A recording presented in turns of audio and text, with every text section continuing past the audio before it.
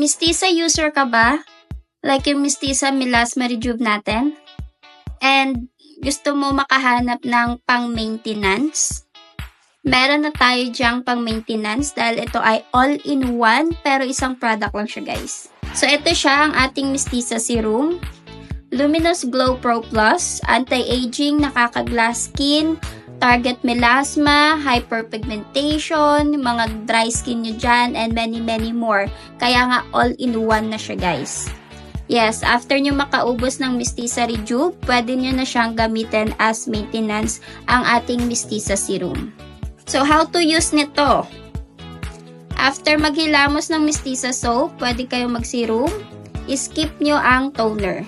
Pwede kayong mag-day cream. So, again po, huwag po natin isasabay ang Mistisa Serum and ang toner. So, sa gabi, kung bet nyo is hilamos, toner, and night cream.